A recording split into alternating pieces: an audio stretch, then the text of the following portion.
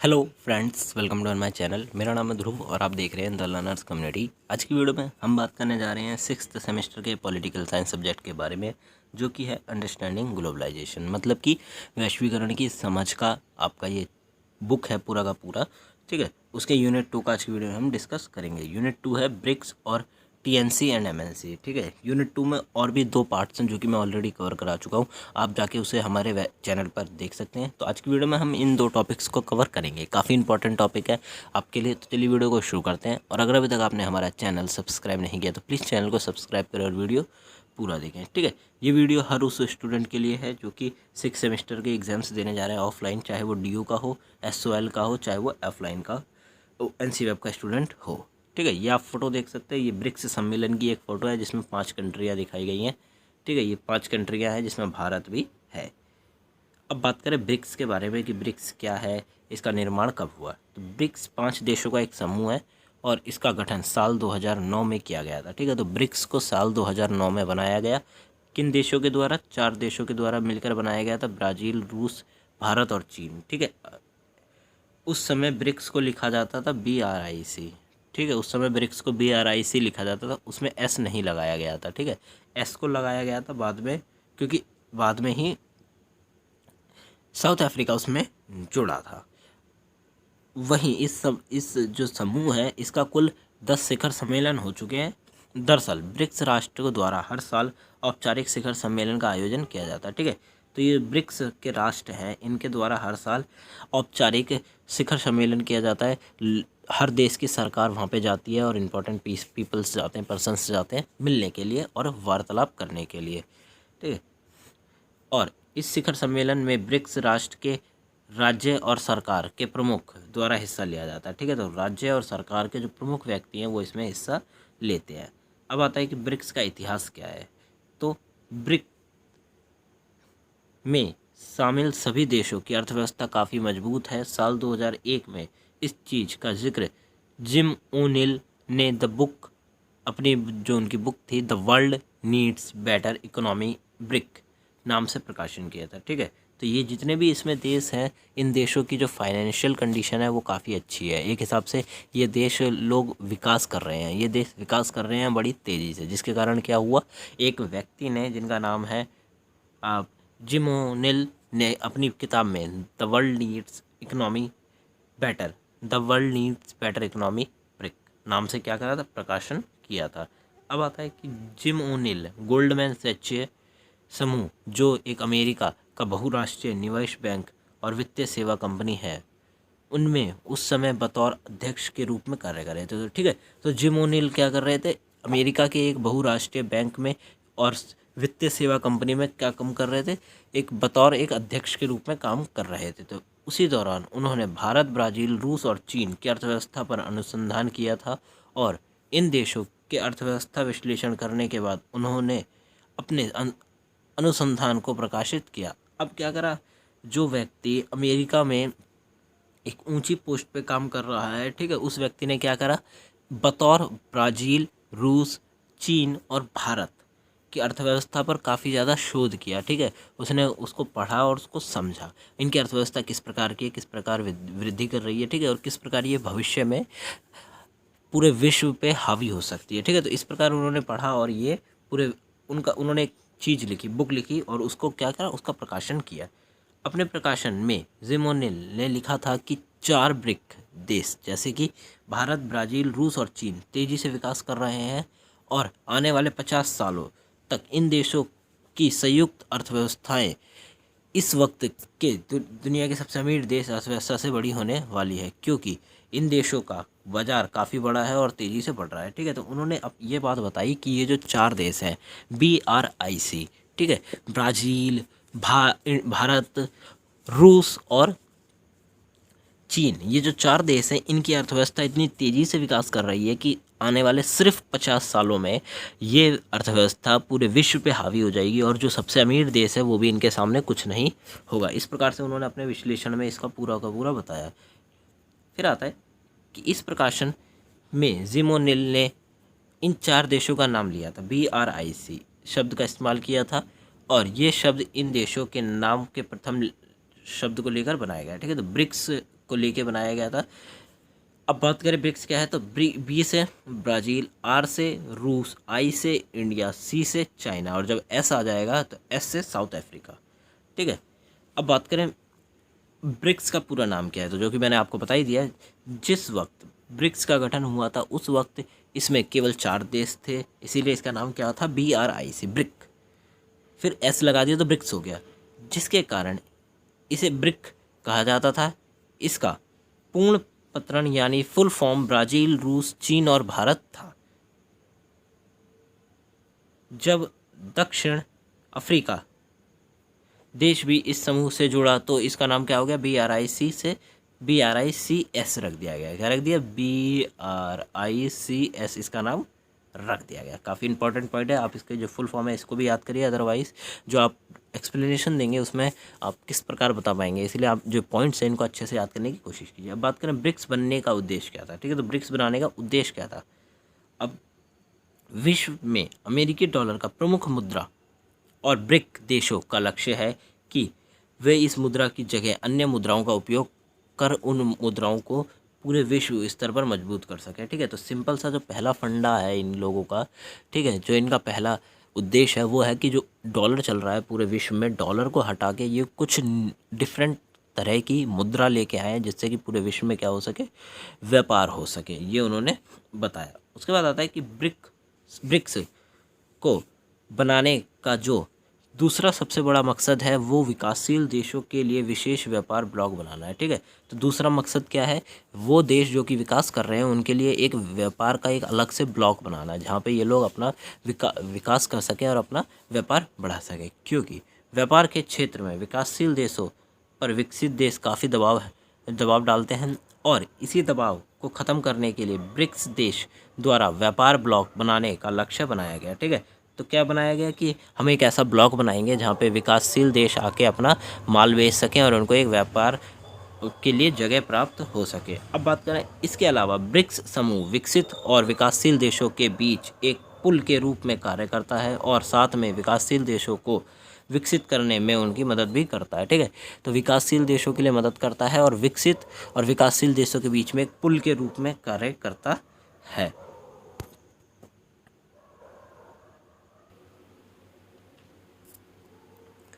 अगला हमारा जो इम्पोर्टेंट टॉपिक आता है वो कि ब्रिक्स की शुरुआत कब हुई। ठीक है, तो वर्ष 2006 में न्यूयॉर्क में ब्रिक राष्ट्र के विदेशी मंत्रियों का एक अधिवेशन हुआ था, और इसी अधिवेशन के दौरान भारत, ब्राज़ील, रूस और चीन देश ने मिलकर ब्रिक की स्थापना करने पर चर्चा की थी। ठीक है, तो साल 2006 में न्यूयॉर्क में, अमेरिका में, ठीक है, ब्रिक सम्मेलन हुआ था। एक सम्मेलन हुआ जिसमें इन लोगों ने चर्चा की कि हम एक ऐसा देश या फिर एक ग्रुप बनाते हैं, ठीक है, जो कि आर्थिक रूप से हर देश को, विकासशील देश को क्या करेगा, विकसित करने में सहायता करेगा। इन लोगों ने इसके ऊपर चर्चा करी थी, जिसके 3 साल बाद यानी 2009 में उनका प्रथम सम्मेलन हुआ था, यानी शिखर सम्मेलन 2009 में हुआ था। अब बात करें कब शामिल हुआ दक्षिण अफ्रीका देश। ठीक है, तो इस ग्रुप के साथ वर्ष 2010 में दक्षिण अफ्रीका भी शामिल हो गया था। ठीक है, तो वर्ष 2010 में दक्षिण अफ्रीका को इसमें शामिल कर लिया गया। अप्रैल 2011 में चीन में आयोजित किए गए शिखर सम्मेलन में इस देश के राष्ट्रपति ने भी भाग लिया था। ठीक है, तो 2011 में अफ्रीका के राष्ट्रपति ने भी इसमें भाग लिया। जब से लेकर अभी तक दक्षिण अफ्रीका देश में कई बार इस शिखर सम्मेलन का आयोजन हो चुका है। ठीक है, तो दक्षिण अफ्रीका में कई बार शिखर सम्मेलन का आयोजन करा जा चुका है। अब बात करें ब्रिक्स के बाकी पॉइंट्स के बारे में, तो ब्रिक्स देश में सहयोगी क्षेत्र। ठीक है, तो ब्रिक्स के द्वारा कौन कौन से सहयोगी क्षेत्र हैं जहाँ पे ये लोग हाथ लगा रहे हैं, जैसे कि आर्थिक रूप से, सामाजिक रूप से किन क्षेत्रों में है। तो आप ये फोटो देख सकते हैं। ठीक है, ये वर्ल्ड की फोटो है। अब यही सारी कंट्री हैं जो कि ब्रिक्स में एक प्रकार से जुड़ी हुई है। ठीक है, अब बात करें NBD, न्यू डेवलपमेंट बैंक, जिसकी स्थापना 2014 में फोर्टलेस ब्राज़ील में आयोजित ब्रिक्स के छठे शिखर सम्मेलन पर की गई थी। ठीक है, तो छठे सम्मेलन पर क्या करा गया था, एक न्यू डेवलपमेंट बैंक नाम की एक संस्था आप कह सकते हैं या फिर एक व्यवस्था कह सकते हैं जिसको लाया गया। ठीक है, ब्रिक्स के छठे सम्मेलन में इसको बनाया गया था। ब्रिक्स देशों के मध्य आर्थिक और वित्तीय सहयोग का सबसे प्रमुख उदाहरण है। ठीक है, तो न्यू डेवलपमेंट बैंक जो है ये सभी देशों के बीच में एक प्रकार से ये है वित्तीय और आर्थिक सहयोग का एक उदाहरण।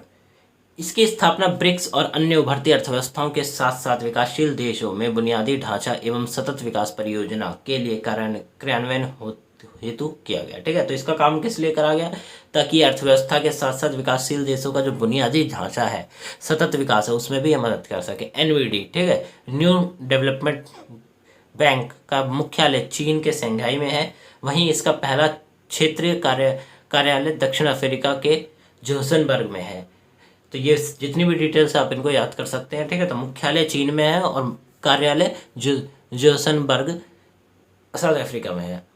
इसके अलावा वैश्विक वित्तीय संकट की संभावनाओं के मद्देनजर विश्व राष्ट्रों ने 2014 में छठे ब्रिक्स सम्मेलन के दौरान ब्रिक्स के आकस्मिक रिजर्व व्यवस्था CRA बनाने पर सहमति जताई। ठीक है, अब उन्होंने क्या करा, हम एक ऐसी भी संस्था बनाएंगे जो कि हमें आकस्मिक रूप से अचानक से क्या कर सके, अगर कोई प्रॉब्लम खड़ी हो जाए तो उसके लिए हमें सहायता करे। ठीक है, जिसको CRA कहा गया। CRA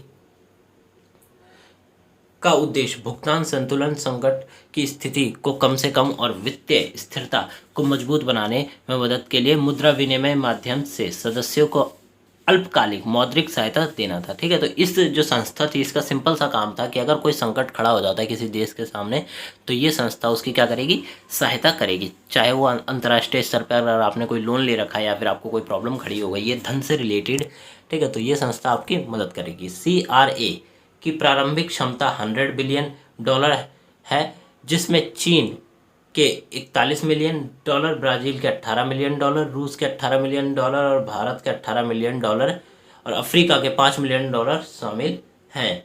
ठीक है, तो ये जो डाटा है ये डाटा में बताया, इसमें बताया गया है कि 41 मिलियन चीन देता है, 18 मिलियन ब्राज़ील देता है, 18 मिलियन देते हैं रूस, भारत देता है 18 मिलियन और 5 मिलियन देता है अफ्रीका, दक्षिण अफ्रीका 5 मिलियन देता है। और अगर कभी प्रॉब्लम खड़ी हो जाए तो ये सारा पैसा जिस भी देश को चाहिए उसको दे दिया जाएगा, उनकी सहायता करी जाएगी।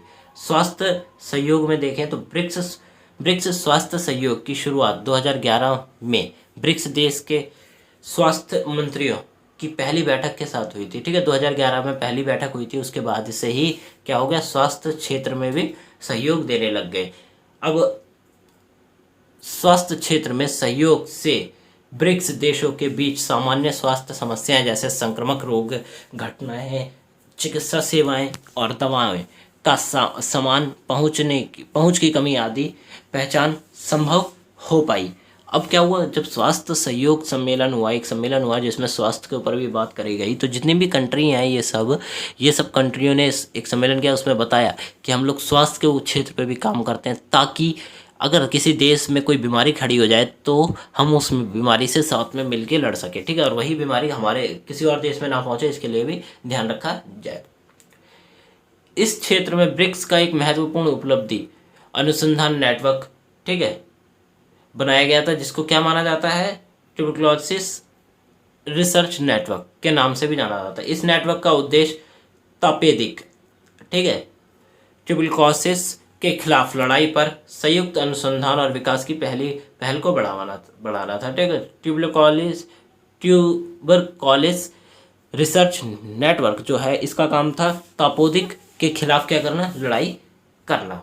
ये एक प्रकार से बीमारी आप कह सकते हैं। ठीक है, विज्ञान और प्रौद्योगिकी और नवाचार के क्षेत्र में भी क्या हुआ है, तो विज्ञान, प्रौद्योगिकी और नवाचार के क्षेत्र में सहयोग की शुरुआत वर्ष 2014 में इस विषय पर पहली मंत्री बैठक के साथ हुई थी। ठीक है, तो वर्ष 2014 में एक मंत्री बैठक हुई पहली, जिसके अंतर्गत किस पे बात करा गया, विज्ञान के क्षेत्र पे, प्रौद्योगिकी के क्षेत्र पे और नवाचार के क्षेत्र पे बात की गई थी ब्रिक्स सम्मेलन के अंतर्गत।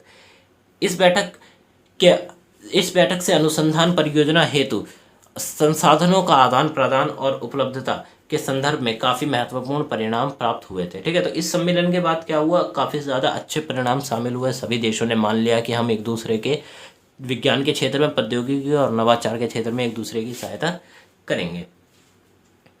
इस क्षेत्र में सहयोग के लिए 11 कार्यदल स्थापित किए गए जो विभिन्न भिन्न भिन्न क्षेत्र जैसे जल संसाधन का प्रबंधन, जैव प्रौद्योगिकी, जैव प्रबंधन, चिकित्सा आदि के क्षेत्र के लिए कार्य करते हैं। ठीक है, तो जब ये सम्मेलन रखा गया और जब ये बात पक्की हो गई कि अब हम एक कुछ बनाएंगे, तो उसके बाद क्या हुआ, कई सारे छोटे छोटे आप कह सकते हैं संसाधन प्रबंधन बनाए गए, जिनका काम क्या था कि देखरेख करना, जैसे कि जल संसाधनों के प्रबंधन, जैविक प्रौद्योगिकी और जैव चिकित्सा आदि के लिए कार्य करने वाले प्रबंधन। अब आते हैं सुरक्षा सहयोगी। ठीक है, सुरक्षा के ऊपर भी बात कर लेना जरूरी है ब्रिक्स के अंतर्गत। तो सदस्य देशों के राष्ट्रीय सुरक्षा सलाहकार NSA और सुरक्षा मुद्दों पर काम करने वाले समूह की बैठक सुरक्षा के क्षेत्र में ब्रिक्स वार्ता का एक महत्वपूर्ण हिस्सा है। ठीक है, तो हर देश का जो भी राष्ट्रीय सुरक्षा सलाहकार व्यक्ति होते हैं या जिनका ग्रुप होता है, उनकी बैठक हुई थी ब्रिक्स के अंतर्गत। ठीक है, और इस पे ब्रिक्स के लिए इन सब चीज़ों पे भी बात करना जरूरी है। इन बैठक के सभी देश अंतर्राष्ट्रीय सुरक्षा के लिए खतरे और अंतर्राष्ट्रीय अपराध जैसे मादक पदार्थ तस्करी, साइबर हमले, मनी लॉन्ड्रिंग, भ्रष्टाचार, आतंकवाद आदि खतरे पर अपना दृष्टिकोण आदान प्रदान बताते हैं। ठीक है, तो ये जो सम्मेलन हुआ, इस सम्मेलन के अंतर्गत काफ़ी ऐसे टॉपिक्स पे बात की गई जो कि इंटरनेशनली काफ़ी ज़्यादा है हावी हो चुके हैं पूरे विश्व पे, जिसमें आप बात कर सकते हैं शराब का ट्रांसपोर्ट करना, ठीक है, मनी लॉन्ड्रिंग करना और साइबर क्राइम या फिर भ्रष्टाचार, और सबसे आखिर में जो इम्पोर्टेंट है वो है टेररिज्म, आतंकवाद के ऊपर मिलके काबू करना, उसको मिलके निपटाना। यही ब्रिक्स के सम्मेलन में बात की गई थी कि किस प्रकार हम बात करेंगे, मतलब किस प्रकार हम इस चीज़ को समाप्त करेंगे। फिर आता है कि इसी वर्ष ब्रिक्स के आतंकवाद पर संयुक्त कार्यदल ने आतंकवादी वित्त पोषण, आतंकवादी उद्देश्यों के लिए इंटरनेट का प्रयोग कर कट्टरता जैसे मुद्दों को ध्यान में रखकर 5 उप कार्यदल के गठन करने का निर्माण किया। ठीक है, अब क्या हुआ, इस सम्मेलन के बाद आतंकवाद के खिलाफ अंतर्राष्ट्रीय स्तर पर कुछ कार्यदल बनाए गए। ठीक है, जिनका काम क्या था, इनके ऊपर देखरेख करना और इनके खिलाफ कुछ ना कुछ जो आप कह सकते हैं कि एक्शन लेना। व्यापार, BRICS business council, BRICS form business form, इस समूह के अंदर व्यापार सहयोग के लिए मुख्य तंत्र है। ठीक है, तो ब्रिक्स बिजनेस काउंसिल भी बनाई गई और ब्रिक्स बिजनेस फॉर्म भी बनाया गया था। ठीक है, बिजनेस काउंसिल की स्थापना 2013 में दक्षिण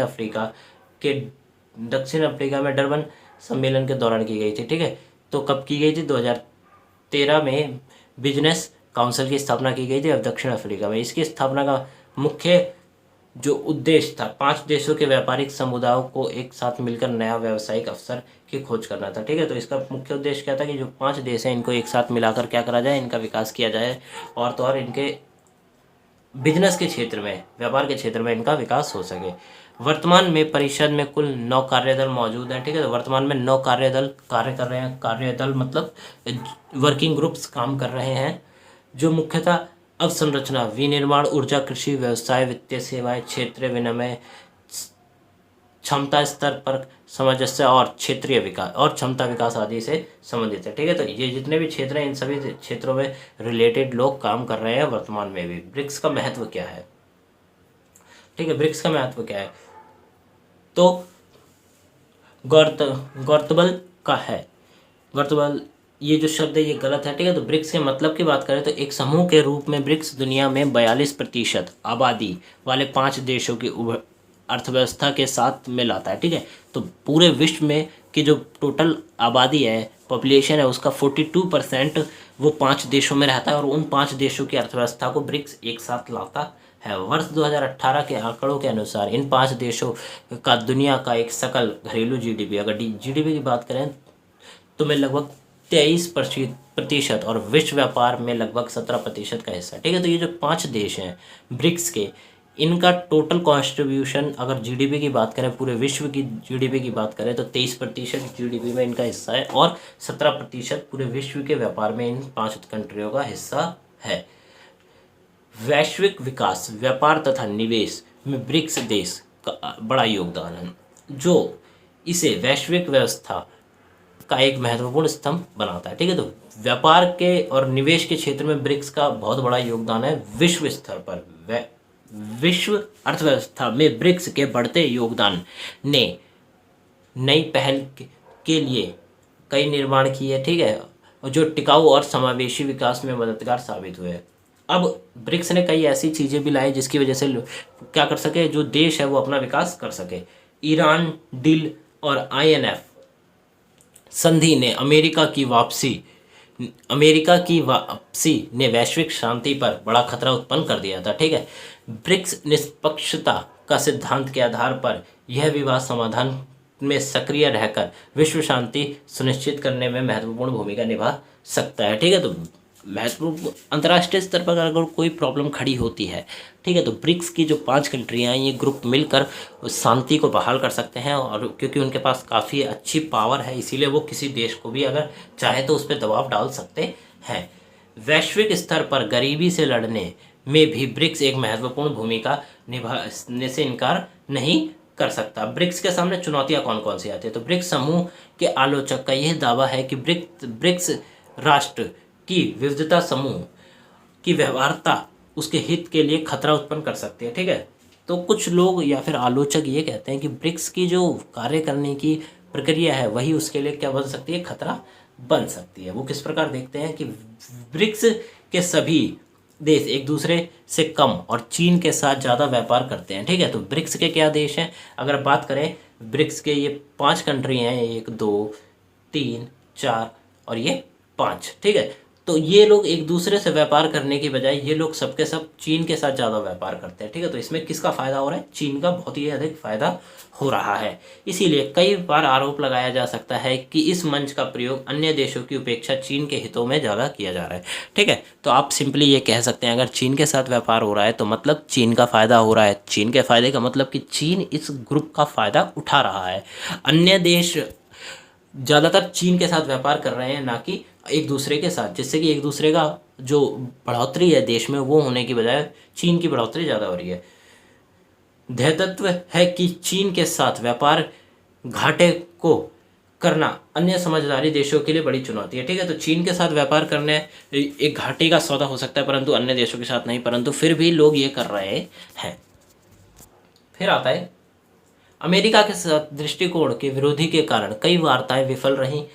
इसे ब्रिक्स देश के अर्थव्यवस्था विस्तार पर बाधा उत्पन्न होती है। ठीक है, तो अमेरिका के साथ कई ऐसी वार्ताएं हुई परंतु वो क्या रही, विफल रही। अमेरिका चाहता ही नहीं है इनसे वार्ता करना या फिर इनके साथ कोई भी कुछ प्रकार की व्यवस्था अपनाना। कुछ सदस्यों के बीच राजनीतिक मतभेद के कारण क्या है, सदस्य देशों के भीतर नीतिगत समन्वय का अभाव देखा गया। उदाहरण के लिए भारत चीन के संबंध पिछले कई वर्षों से क्या रहे, लगातार तनाव में रहे हैं। इसके बाद विभिन्न मुद्दों से परेशान समूह ने पिछले साल पूर्व लद्दाख में चीन की आक्रामकता जैसे संघर्ष को देखा है, जिसने भारत चीन संबंधों को कई दशकों से अपने सबसे निचले स्तर पर ले जाया गया। ठीक है, तो पर विभिन्न मुद्दों से परेशान, इससे तात्पर्य है कि दो देशों के बीच में कुछ ऐसे मुद्दे भी हो सकते हैं जो कि अंतर्राष्ट्रीय स्तर पर काफ़ी परेशानी करने वाले हैं। तो उदाहरण के लिए चीन ने पिछले कुछ सालों में आप कह सकते हैं कि पूर्वी लद्दाख जो है वहाँ पे आक्रमण कर दिया। अब जिसके कारण क्या हुआ, जो कि भारत और चीन के रिश्ते थे वो सबसे डाउन, जहाँ तक वो जा सकते थे सबसे नीचे, वो वहाँ तक चले गए। अब उसके बाद काफ़ी परेशानियाँ वहाँ पे खड़ी हो गई थी। पश्चिम के साथ चीन और रूस के तनावपूर्ण संबंध और ब्राज़ील और दक्षिण अफ्रीका दोनों के गंभीर आंतरिक चुनौतियों का वास्तविकता भी है। ठीक है, तो पश्चिम के साथ चीन के और रूस के आप कह सकते हैं तनावपूर्ण संबंध हैं, और वहीं ब्राज़ील और दक्षिण अफ्रीका में भी परेशानियां हैं। दूसरी ओर वैश्विक स्तर पर चीन की छवि भी कोविड के कारण खराब हुई है। इस पृष्ठभूमि में यह संदेहास्पद है कि ब्रिक्स मायने रखता है या नहीं। ठीक है, तो चीन के द्वारा ही कोविड-19 को फैलाया गया था। ठीक है, तो इसके कारण क्या हुआ, विश्व की सारी नज़रें चीन के ही ऊपर थी। जब कोविड-19 आया था तो उस समय क्या हुआ कि ये पूछना हमारे लिए मान्य है कि क्या ब्रिक्स वर्तमान में अभी भी उसके पास कोई मान्यता है अंतर्राष्ट्रीय स्तर पर, या फिर वो सिर्फ एक संगठन है जो कि किसी काम का नहीं है। विषमताएं, आलोचक द्वारा यह दावा किया गया था कि ब्रिक्स राष्ट्र की विविधता देश की परिवर्तनशील और विविध प्रकृति के विविध हितों के साथ समूह की व्यवहारता के लिए खतरा है। ठीक है, तो क्या बताया गया कि इसमें आलोचकों के द्वारा ये दावा किया गया कि ब्रिक्स राष्ट्र की जो विविधता है, मतलब ब्रिक्स के जो राष्ट्र हैं उनकी जो अलग अलग मान्यताएं हैं, अलग अलग उनका कल्चर है, ये जितना भी अलग अलग चीज़ें हैं, ये विविधता के साथ क्या है, उनके वार्ताओं और व्यवहारताओं के लिए क्या है, खतरा है। चीन केंद्रित। ब्रिक्स समूह के सभी देशों के साथ एक दूसरे के अच्छे संबंध व्यापार करते हैं, इसीलिए इसे चीन के हित को बढ़ावा दिया जा सकता है। ठीक, सॉरी, ब्रिक्स के जितने भी देश हैं वो सब चीन के साथ अधिक व्यापार करते हैं, जिसके साथ क्या है, इसमें चीन को बढ़ावा देने के लिए कहा जा सकता है और मंच के रूप में दोषी ठहराया जा सकता है। चीन के साथ व्यापार घाटे को संतुलित करना सामान्य समझौते जैसे देश के लिए एक बड़ी चुनौती है। ठीक है, तो चीन के साथ घाटे का व्यापार करना हर देश के लिए एक घाटे का सौदा हो सकता है। शासन के लिए वैश्विक मॉडल, वैश्विक मंदी, व्यापार युद्ध, संरक्षणवाद ब्रिक्स के लिए महत्वपूर्ण चुनौती। शासन के लिए नए वैश्विक मॉडल का विकास है जो एक ध्रुवीय नहीं बल्कि समावेशी संरचनात्मक होना चाहिए।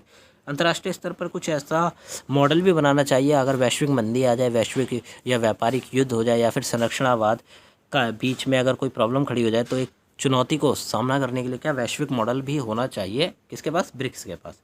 लक्ष्य होना चाहिए सामने आने पर वैश्वीकरण के नकारात्मक परिदृश्य से बचना, दुनिया की एकल वित्तीय और आर्थिक सत्य को विकृत या तोड़े बिना वैश्विक बढ़ती अर्थव्यवस्थाओं का एक जटिल विलय शुरू करना है। ठीक है, तो अंतर्राष्ट्रीय स्तर पर अगर कोई परेशानी खड़ी होती है तो उसको निपटाने के लिए इन देशों के पास कोई एक मॉडल होना चाहिए। प्रभावी नहीं रहा, 5 शक्ति गठबंधन सफल रहा, हालांकि एक बिंदु तक। ठीक है, तो कुछ समय तक जो ब्रिक्स सम्मेलन है या फिर ब्रिक्स संगठन है ये ठीक ठाक था, परंतु उसके बाद क्या हुआ, यहाँ पे उसकी अब कोई अहमियत काफ़ी कम हो चुकी है। हालांकि चीन की आर्थिक वृद्धि ने ब्रिक्स के भीतर एक गंभीर असंतुलन पैदा कर दिया। इसके अलावा समूह ने अपने एजेंट के लिए अपना इष्टतम समर्थन हासिल करने के लिए ग्लोबल साउथ की सहायता करने के लिए पर्याप्त नहीं किया। ठीक है, अब क्या हुआ, अपने एजेंट की हेल्प करने के लिए इन लोगों ने भी और भी कुछ नहीं किया था अंतर्राष्ट्रीय स्तर पर, जिससे कि क्या हुआ, परेशानियां थोड़ी सी बढ़ गई। ब्रिक्स की उपलब्धियां, अब उपलब्धि की बात करें कि ब्रिक्स ने आखिर क्या क्या पाया है, क्या क्या उसने उपलब्ध किया है। तो वर्ष 1996 से वर्ष 2008 के दौरान विश्व में निर्यात में ब्रिक्स देश हिस्सेदारी 9% से बढ़कर 17% हो गई है। ठीक है, तो 1996 से लेकर आप कह सकते हैं कि 2008 तक 9% से लेकर कब तक, 9% से लेकर 17% तक अंतर्राष्ट्रीय स्तर पर भागीदारी बढ़ गई है। कई जानकार NBD, ठीक है, न्यू डेवलपमेंट बैंक के इस गठन को ब्रिक्स का महत्वपूर्ण उपलब्धि मानते हैं, क्योंकि वर्तमान में इस संस्थान को IMF, ठीक है, और विश्व बैंक जैसे बड़े संस्थानों का स्तर के रूप में माना जाता है। ठीक है, तो NBD न्यू डेवलपमेंट बैंक को अंतर्राष्ट्रीय स्तर पर विश्व बैंक और IMF जैसे बड़े संगठनों के जैसे माना जाता है। आर्थिक क्षमता और जनसांख्यिकी विकास ब्रिक्स देशों को आगे बढ़ाने में काफ़ी मददगार साबित हुआ, जिससे यह देश वैश्विक राजनीति को प्रभावित करने में सक्षम हुआ। भारत, चीन, रूस इसके प्रमुख उदाहरण है। ठीक है, तो अंतर्राष्ट्रीय स्तर पर ये जो अंतर्राष्ट्रीय स्तर पर आप कह सकते हैं ब्रिक्स के जो देश हैं इन्होंने बढ़ने में काफ़ी मदद करी, और जिसके साथ क्या हुआ, इसमें कुछ देश उपलब्ध हैं जो कि यह महत्वपूर्ण है, भारत, चीन और रूस बहुत ही ज़्यादा इम्पोर्टेंट है ब्रिक्स के व्यापार को बढ़ाने के लिए। ठीक है, भारत और ब्रिक्स ज्ञातव्य है कि इसकी स्थापना के स्थान पर भारत ने उसमें एक महत्वपूर्ण और सक्रिय भूमिका अदा की थी। जब ब्रिक्स का स्थापना हो रही थी तब भारत ने एक महत्वपूर्ण और सक्रिय भूमिका अदा की थी। भारत सदैव ही वैश्विक आर्थिक विकास और शांति और स्थिरता को बढ़ावा देने के लिए ब्रिक्स के मंच पर महत्व रखता है। ठीक है, तो अंतर्राष्ट्रीय स्तर पर शांति बनी रहे और व्यापार बढ़ता रहे, इसके लिए ही भारत कार्य कर रहा है और हमेशा खड़ा रहता है। आर्थिक मोर्चे पर सहयोग हमेशा से ही ब्रिक्स के प्रति भारत की नीति की प्रमुख केंद्र रहा है। ठीक है, अगर बात करें आर्थिक सहयोग का, तो ब्रिक्स का जो नीति है वो हमेशा भारत को केंद्रित रखती है। भारत ब्रिक्स को लैटिन अमेरिका, अफ्रीका और एशिया देशों के साथ बहुपक्षीय संबंध बनाने के लिए एक मंच के रूप में देखता है। ठीक है, तो भारत क्या करता है, वो चाहता है कि ब्रिक्स जो है वो लैटिन अमेरिका को भी जोड़े, अफ्रीका को भी अपने साथ जोड़े और एशिया के भी कई देश हैं जो उनको अपने साथ जोड़े, ताकि क्या हो, एक तो ब्रिक्स का नाम बढ़ सके, तो व्यापार में वृद्धि हो, साथ में इन देशों के साथ भी व्यापार और शांति बनी रहे। भारत ने चीन के साथ अपने सदियों पुराने जटिल संबंधों को सुलझाने के लिए मंच के रूप में ब्रिक्स का प्रयोग किया और कोशिश भी की। ठीक है, तो भारत हमेशा से चाहता है कि जितनी भी प्रॉब्लम्स है ये सारे निपट जाएं और पूरा विश्व शांति से रह के व्यापार कर सके। साथ ही न्यू डेवलपमेंट बैंक की स्थापना में भी भारत में महत्वपूर्ण भूमिका नहीं है। ठीक है, तो न्यू डेवलपमेंट बैंक एनवीडी का जो स्थापना हुई थी उसके लिए भी भारत ने काफ़ी अच्छी खासी आप कह सकते हैं भूमिका निभाई थी। ब्रिक्स की भारत के भोजन और ऊर्जा सुरक्षा संबंधी मुद्दों को संबंधित करने और आतंकवाद का मुकाबला करने में महत्वपूर्ण भूमिका निभाई। ठीक है, तो ब्रिक्स में अगर बात करें और सुरक्षा से रिलेटेड जो प्रॉब्लम्स हैं, मुद्दे हैं, इन और आतंकवाद का मुकाबला करने के लिए क्या करा, भारत ने काफ़ी अच्छी भूमिका निभाई है। ब्रिक्स का कॉमन पेमेंट सिस्टम क्या है उसको भी देख लेते हैं। तो ब्रिक्स देशों के बीच कॉमन पेमेंट सिस्टम बनाने पर चर्चा की जा रही है। गौरतलब है कि सिस्टम का प्रमुख उद्देश्य अमेरिकी डॉलर और ब्रिक्स देशों की निर्भरता को कम करना और आसपास आपसी व्यापार को में अपनी बहुराष्ट्रीय मुद्रा का उपयोग करना है। ठीक है, तो अब ब्रिक्स जो कॉमन पेमेंट सिस्टम है, इस सिस्टम का काम क्या है कि अंतर्राष्ट्रीय स्तर पर जो डॉलर का प्रयोग हो रहा है इसे कम करके एक ऐसी मुद्रा लाई जाए जो कि इन 5 देशों के व्यापार में क्या करे, इनकी सहायता करे। इस सिस्टम के निर्मित होने पर ब्रिक्स की यह भुगतान प्रणाली सदस्य देशों के बीच राष्ट्रीय मुद्रा में भुगतान का प्रोत्साहन देगी और सभी देशों के बीच स्थायी भुगतान और निवेश को सुनिश्चित करेगी। ठीक, अब क्या हुआ, इन लोगों ने सोचा कि एक ऐसी करेंसी लेके आते हैं जो कि क्या करेगी, अंतर्राष्ट्रीय स्तर पर हमारे बीच में कार्य करेगी। अगर किसी देश को निवेश करना है तो वो उसी करेंसी के थ्रू किसी अन्य देश में निवेश कर सकता है। तो ब्रिक्स व्यापार परिषद ने ब्रिक्स ब्लॉक के भीतर आपसी निवेश के लिए समन्वय केंद्र बनाने हेतु रूस की पहल समर्थन किया था। ठीक है, तो ब्रिक्स का जो व्यापार परिषद है उसने ब्रिक्स ब्लॉक या फिर बिजनेस ब्लॉक आप कह सकते हैं बनाने के लिए क्या करा, रूस की तरफ से पहल करी थी। ब्रिक्स और यूनाइटेड नेशन यूएन, ब्रिक्स समूह के सदस्य देश सदैव ही संयुक्त राष्ट्र जैसे बहुपक्षीय संगठन को मजबूत करने और उनमें सुधार करने की तत्काल आवश्यकता पर जोर दे रहे हैं। ठीक है, तो ब्रिक्स सम्मेलन भी चाहता है कि अंतर्राष्ट्रीय स्तर पर जो यूएन है उसका विकास हो सके और वो आगे बढ़ सके ताकि विकासशील देशों के सक्षम मौजूद चुनौतियों का निपटाया जा सके। 11वें शिखर सम्मेलन में संयुक्त विवरण में यह भी कहा गया कि हम 2005 के विश्व शिखर सम्मेलन के दस्तावेज को दोहराते एवं संयुक्त राष्ट्र को प्रभावी और कुशल बनाने के लिए तथा इसके प्रतिनिधित्व को बढ़ावा देने के उद्देश्य से इसमें व्यापार सुधार की आवश्यकता की पुष्टि करते हैं। ठीक है, तो इन्होंने 2005 के सम्मेलन में कुछ पॉइंट बताए जिसमें उन्होंने कहा कि हम 2005 के सम्मेलन जो हुआ था उसके दस्तावेजों को हम लेते हैं, दोबारा से पढ़ते हैं और संयुक्त राष्ट्र के विकास में हम क्या करेंगे, सहायता करेंगे। ब्रिक्स की प्राथमिकताएं क्या हैं? तो बहुपक्षवाद प्राप्त करना। ठीक है, पहला है बहुपक्षवाद प्राप्त करना। पहला, संयुक्त राष्ट्र संघ, विश्व बैंक, अंतर्राष्ट्रीय मुद्रा कोष को लेकर विश्व व्यापार संगठन और अभी यहाँ तक कि विश्व स्वास्थ्य संगठन में बहुपक्षीय संस्थानों में सुधार को आगे बढ़ाना। ठीक है, तो जितने भी अंतर्राष्ट्रीय स्तर पर बड़े बड़े संगठन हैं उन सब में विकास करना और उनका सुधार करना।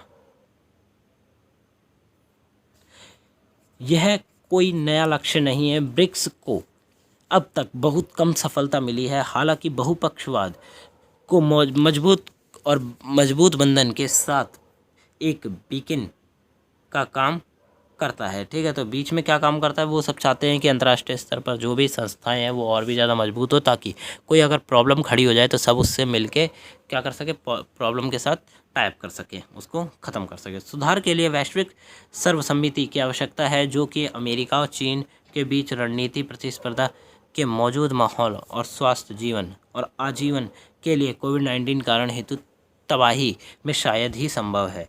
ठीक है, तो अब अंतर्राष्ट्रीय स्तर पर एक समिति की ज़रूरत है जो कि चीन और अमेरिका के बीच में क्या कर सके, सुलह करा सके और तो और उनको और मजबूत कर सके, जो कि रणनीति बनाई गई। साथ में 2019 में जो कि कोविड-19 आया था उसके बाद से ये प्रॉब्लम्स काफ़ी बढ़ गई हैं।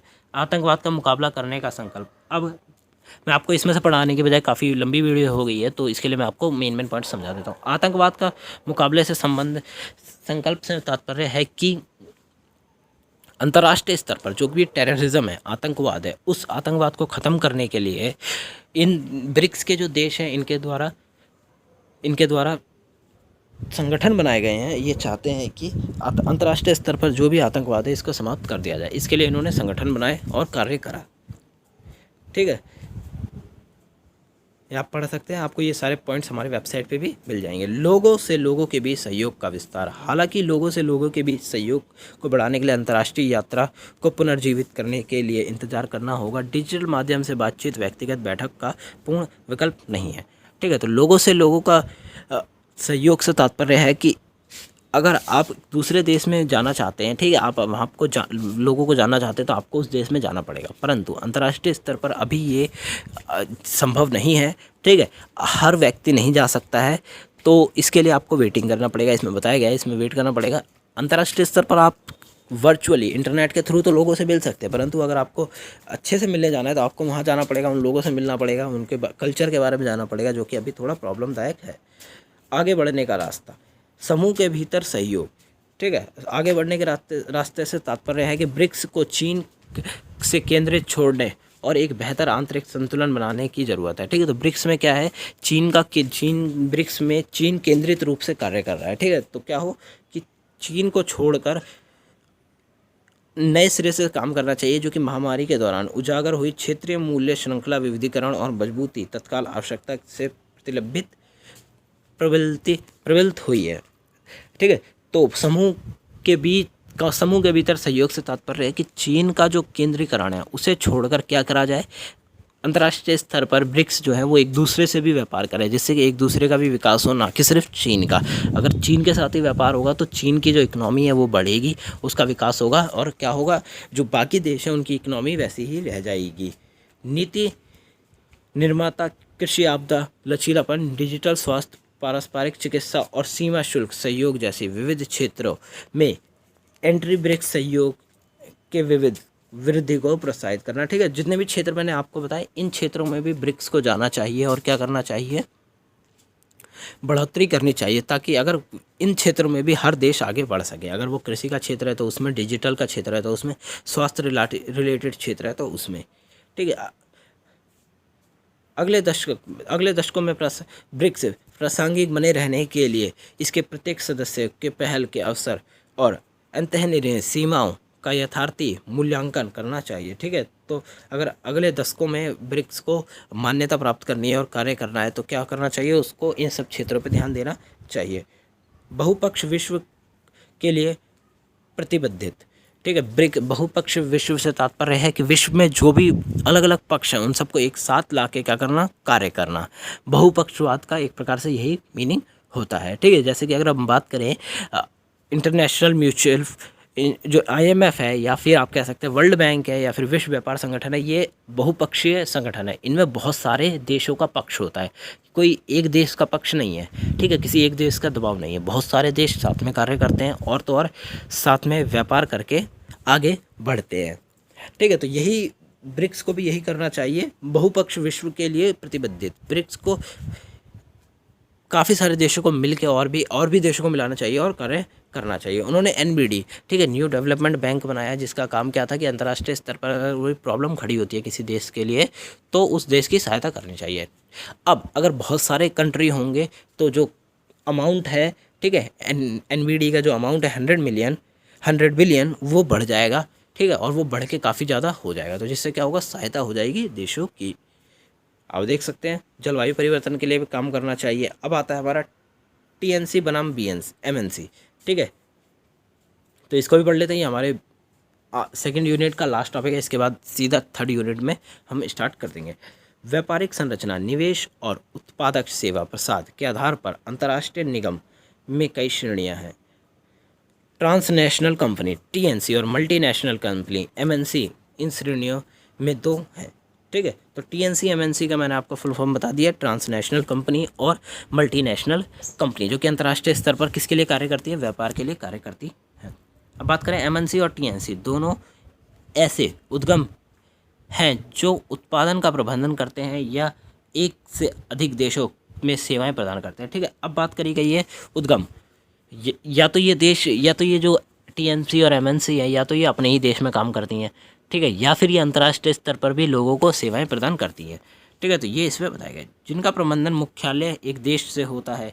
अब बात करें, उन्हें व्यापारिक संस्थाओं के रूप में जाना जाता है। ठीक है, तो व्यापारिक संस्थाएं क्या होती हैं, जो कि एक देश में या फिर अन्य देशों में भी कार्य करती हैं, जिनका प्रबंधन क्या है, एक मुख्यालय उसी देश में होता है जिसे गृह देश के रूप में जाना जाता है। ठीक है, गृह देश क्या होता है, कंपनी का ओरिजिन, कंपनी कहाँ पे बनी। अगर बात करें हम कोको कोला की, तो कोको कोला अमेरिका में बनी थी।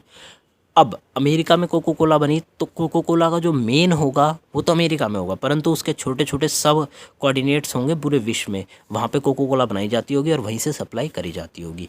ठीक है, तो गृह देश जो है वो कोको कोला का कहाँ है, अमेरिका है। और कई अन्य देशों में काम करते हैं जिन्होंने मेजबान देशों के रूप में भी जाना जाता है। ठीक है, तो वो क्या करते हैं, अन्य अन्य देशों में जाते हैं और वहाँ पे अपना व्यापार फैलाते हैं और कार्य करते हैं। विनिर्माण, तेल खनन, कृषि परामर्श, लेख निर्माण, कानूनी विज्ञापन, मनोरंजन और ये जितने भी सारे क्षेत्र हैं, ठीक है, टीएनसी और बहुराष्ट्रीय कंपनियों के मध्य से चलाए जा रहे हैं। ठीक है, टीएनसी और एमएनसी दोनों के द्वारा ये क्षेत्रों में काम किया जा रहा है। उक्त निगम पूरी दुनिया के विभिन्न ठिकानों का रखरखाव करते हैं।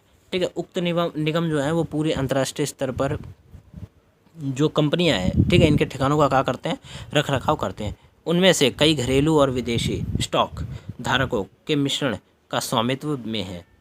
ठीक है, स्टॉक्स की यहाँ बात करेंगे कि किसी कंपनी में स्टॉक्स हो सकते हैं उस देश के लोगों के भी और तो और विदेशी के भी। ठीक है, उदाहरण की बात करें हम कोको कोला की, तो कोको कोला का अगर आप स्टॉक खरीदना चाहते हैं तो आप उसको खरीद सकते हैं सिंपली। ठीक है, आप भी खरीद सकते हैं, जो आप अगर आप इंडिया में बैठे हैं, और यूएस का भी व्यक्ति खरीद सकता है क्योंकि वो है। ठीक है, तो ये क्या हो गया, एमएनसी एक प्रकार से आप कह सकते हैं, क्योंकि इसमें कई देशों के लोग मिलकर कार्य कर रहे हैं और वही कंपनी कई देशों में भी कार्य कर रही है। स्टॉक्स का क्या है, स्वामित्व होता है। अधिकांश टीएनसी और एनसी बड़े पैमाने पर बजट के साथ छोटे देशों का सकल घरेलू उत्पादन से अधिक होता है। ठीक है, तो टीएनसी और एमएनसी का क्या है, अगर हम बात करें जो उनका बजट होता है वो किसी छोटे कंट्री के भी सकल घरेलू उत्पादन से ज़्यादा होता है। इस प्रकार टीएनसी एमएनसी का समान रूप से अधिकांश देशों में विविधीकरण, आर्थिक पर्यावरण, लॉबिंग के लिए अत्यधिक प्रभावशाली माना गया है। ठीक है, तो टीएमसी और एमएनसी का जो रूप है वह कई देशों में वैश्वीकरण, आर्थिक पर्यावरण, लॉबिंग के लिए काफ़ी इंपॉर्टेंट माना गया है। उनमें प्रभाव के कारण देश और क्षेत्रीय राजनीति, जिले, कभी कभी बहुराष्ट्रीय कंपनी टीएमसी का को टैक्स ब्रेक, सरकारी सहायता या बेहतर बुनियादी ढांचे, राजनीतिक एहसन और उदार पर्यावरण और श्रम मानकों के प्रवर्तन के रूप में प्रोत्साहन देता है। ठीक है, तो कोई देश इन कंपनियों को अंतर्राष्ट्रीय स्तर पर काफ़ी प्रकार की सेवाएं प्रदान करता है। ठीक है, उनको टैक्स फ्री भी कर देते हैं कभी कभार, या फिर उनको अच्छी सुविधाएं प्रोवाइड की जाती हैं ताकि वो कंपनियां यहाँ आके अच्छे से काम कर सकें। ठीक है, इनका फ़ायदा भी होता है और प्रतियोगियों को भी होता है। इसके अलावा उनके आकार के कारण मुख्य रूप से बाजार वापसी के खतरे के माध्यम से सरकारी नीति का उनका महत्वपूर्ण प्रभाव हो सकता है। ठीक है, तो उनका जो बाजार है वो काफ़ी बड़ा हो सकता है। ठीक है, आप कह सकते हैं एमएनसी जो कंपनीज होती हैं उन, अगर आप बात करें किसी कंपनी की, जैसे कि हम बात करें एमएनसी, मल्टीनेशनल कंपनीज जो होती हैं जिसमें पूरे विश्व में काम करती हैं, अलग अलग देशों में जाके उनके बिजनेसेस होते हैं, तो उनका जो व्यापार है, उनका जो मार्केट है वो काफ़ी बड़े लेवल पर होता है, जिससे इससे एक प्रकार से उस देश को भी फ़ायदा होता है, परंतु कहीं ना कहीं उस देश को थोड़ी बहुत परेशानियों को झेलना भी पड़ता है। वे विदेशी उद्योगों को प्रतिस्पर्धा को प्रतिबंधित करने के उद्देश्य से टैरिफ संरचना जैसे विभिन्न व्यावसायिक चिंताएं और निर्देशित लॉबिंग शुरू करने के लिए पर्याप्त शक्तिशाली है। अब बात करें कुछ शीर्षक टीएनसी और MNC, general electric, Toyota motor, Toyota doll, ठीक है, और एक्सनमेबल और वोडाफोन ग्रुप। ठीक है, तो ये जो कंपनियां बताई गई हैं टीएनसी और एमएनसी जैसे कंपनीज के कुछ उदाहरण हैं। इसके अलावा बहुत से लोग अक्सर बहुराष्ट्रीय कंपनी और टीएनसी का आदान प्रदान करते हैं। उन्हें एक कंपनी से संबंधित होने के लिए गलत समझ है, जो दो या दो से अधिक देशों के उत्पादन सुविधाओं का मालिक है, केवल उसके अंतर के साथ ही पूर्व शब्दावली है। इस लोकप्रिय धारणा के विपरीत विभिन्न प्रकार की हैं। ठीक है, तो कुछ लोग मानते हैं कि किसी कंपनी का सिर्फ किसी अन्य देश में काम करना वो क्या कहलाता है, वो उसको टीएनसी या फिर एमएनसी बना देता है, परंतु ये बात नहीं है। टीएनसी को तकनीकी रूप से अंतर्राष्ट्रीय निगम और निवेश पर संयुक्त राष्ट्र आयोग द्वारा उन उद्यमों के रूप में परिभाषित किया गया है जो देश के बाहर उत्पादन या सेवाएं सुविधाओं का स्वामित्व या नियंत्रण करते हैं। ठीक है, तो टीएनसी को क्या बताया गया है? वो बताया गया है कि वो एक कंपनी है जो कि किसी कंट्री में एग्जिस्ट करती है और तो और साथ में वो किसी अन्य देश में भी अपनी सुविधाएं पहुंचा रही है। सीमित टीएनसी शब्द पर अपनी प्राथमिकता भी रखी गई है। दूसरी ओर एमएनसी की बात करें तो एमएनसी का पूरा शब्द लोकप्रिय रूप से टीएनसी से और एमएनसी जैसे फर्म के लिए सामान्य लेबल बना हुआ है। यह एक महत्वपूर्ण अंतर प्रतिबिंबित करता है। ठीक है,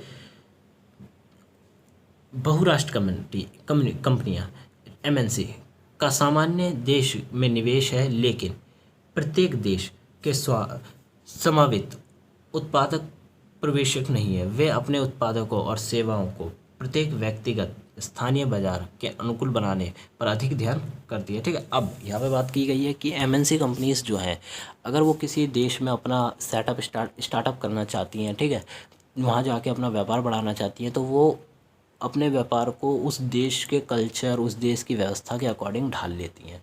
ठीक है, तभी उनका क्या होता है, उनका विकास होता है, वो कंपनी आगे बढ़ती है। ये एमएनसी का काम है। और क्या है, टीएनसी का काम क्या है कि वो सिंपली जो व्यवस्था है उनकी यहाँ है वही व्यवस्था है वो दूसरे देश में भी देंगे। जाने माने बहुराष्ट्रीय कंपनी ज़्यादातर उपभोक्ता सम्मान निर्मित और Unilever, protector, global, McDonald, seven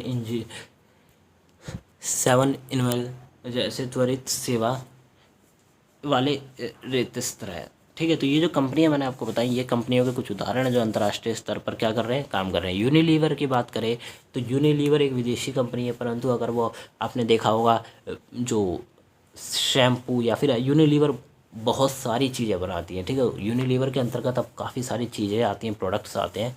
तो यूनिलीवर ने भारत में अगर हम बात करें तो भारत की जो व्यवस्था है उसको अपने हिसाब से, भारत की व्यवस्था के हिसाब से यूनिलीवर कंपनी जो है वो ढल गई। एक अन्य नोट, ट्रांसनेशनल कंपनी बहुत अधिक जटिल फर्म है। उन्होंने विदेशी पर्यचलन में निवेश किया। एक केंद्रीय कॉरपोरेट सुविधा है, लेकिन प्रत्येक व्यक्तिगत विदेशी बाजार का निर्णय लेने में अनुसंधान एवं विकास और विपणन शक्ति प्रदान करती है। उनमें से ज़्यादातर पेट्रोलियम, आईटी, परामर्श, दवा उद्योग से आता है। ठीक है, तो अब जो टीएनसी जो कंपनियां हैं वो अंतर्राष्ट्रीय स्तर पर काम करती हैं कई क्षेत्रों में। ठीक है, और वो व्यक्तिगत बाजार का निर्णय लेने के लिए भी कार्य करती हैं। वो क्या है, पेट्रोलियम का क्षेत्र हो सकता है, आईटी का क्षेत्र हो सकता है, या फिर दवा क्षेत्र हो सकता है।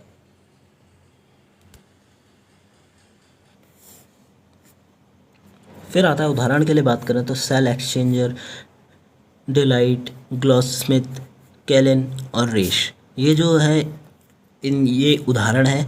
जाने माने बहुराष्ट्र कंपनी ज़्यादातर उपभोक्ता सामान निर्मित और यूनिलीवर, प्रॉक्टर, ग्लोबल, मैकडॉनल्ड और सेवन इलेवन जैसे त्वरित सेवाओं वाले रेस्तर हैं। अब बात करें, ये जो कंपनियां हैं ये अंतर्राष्ट्रीय स्तर पर अपने आप को ढाल लेती हैं। ठीक है, जैसे मैकडॉनल्ड है, मैकडॉनल्ड जो बर्गर अमेरिका में बेचता है वही बर्गर यहाँ नहीं बेचता, वो यहाँ के हिसाब से बर्गर बनाता है। ठीक है, वो इंडियंस नाम रखता है बर्गरों को, इंडियंस।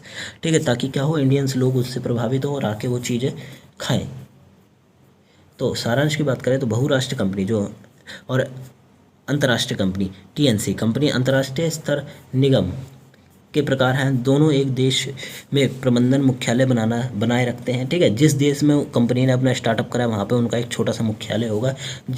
ठीक है, और जिस देश से वो कंपनी बनी है उस देश में भी एक मुख्यालय होगा जिसको हम कहेंगे गृह देश के रूप में जाना जाता है। और अन्य देशों में काम करते जिन्हें मेज़बान देश के रूप में जाना जाता है। ठीक है, जिस देश में वो कंपनियां काम करती हैं उसे हम मेज़बान देश के रूप में भी जानते हैं। अधिकांश टीएनसी और एमएनसी बजट के मामले में बड़े पैमाने पर वैश्वीकरण के लिए अत्यधिक प्रभावशाली है। उन्होंने स्थानीय अर्थव्यवस्था, सरकारी नीति, पर्यावरण और राजनीतिक पैरवी के मुख्य रूप के चालक के रूप में भी जाना जाता है। मतलब कि टीएनसी और जो एमएनसी है उनका बजट काफ़ी बड़ा होता है।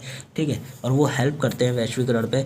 अंतर्राष्ट्रीय स्तर पर सरकारी नीतियों का भी मान्यता प्राप्त है, साथ में पर्यावरण के क्षेत्र में भी, राजनीतिक और पैरवी के क्षेत्र में भी इन सबका क्या है, एक प्रकार से महत्वपूर्ण योगदान कह सकते हैं।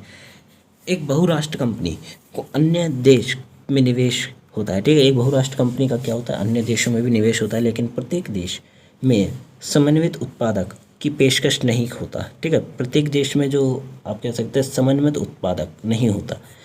समन्वय से मतलब है, तात्पर्य है कि सेम टाइप का आप जो कह सकते हैं उत्पादन नहीं होता है। यह प्रत्येक व्यक्तिगत स्थानीय बाजार में अपने उत्पादक और सेवाओं को अनुकूलित करने पर अधिक केंद्रित करते हैं। ठीक है, तो ये सेम माल पूरे विश्व में नहीं बेचते हैं, वो हर कंट्री के हिसाब से अपना सामान में फेरबदल करते रहते हैं। दूसरी ओर टीएनसी ने विदेशी परिचालन में क्या है, एक केंद्रीय कॉर्पोरेट सुविधा है, लेकिन प्रत्येक व्यक्तिगत विदेशी बाजार को निर्माण लाने, अनुसंधान और विकास और विपणन शक्ति प्रदान करता है। ठीक है, टीएनसी क्या है, सेम प्रकार की सुविधाएं उपलब्ध कराती है। वहीं पे एमएनसी अंतर्राष्ट्रीय स्तर पर डिफरेंट काइंड ऑफ हेल्प जो है उसको उपलब्ध कराती है। ठीक है, तो आप ये देख सकते हैं, ये जितना भी कंटेंट है, ये जो तीन चार लिंक्स दी गई हैं, इन लिंक्स के थ्रू ही ये कंटेंट दिया गया है। तो आपको ये लिंक्स हमारे वेबसाइट पे भी मिल जाएंगे, आप वहाँ से जाके इन लिंक्स के थ्रू अगर आप चाहें तो ओरिजिनल कंटेंट पढ़ सकते हैं।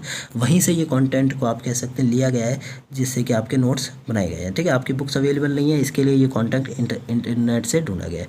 ये थी आपकी आज की वीडियो कैसी लगी आप हमें ज़रूर बताएं। वीडियो अच्छी लगी तो लाइक करें, चैनल को सब्सक्राइब करें, जितना हो सके वीडियो को शेयर करें। मिलते हैं अगली वीडियो में। Thanks for visiting on my channel, और डिस्क्रिप्शन बॉक्स में हमारे वेबसाइट और टेलीग्राम का लिंक दिया गया है, ज़रूर ज्वाइन करें।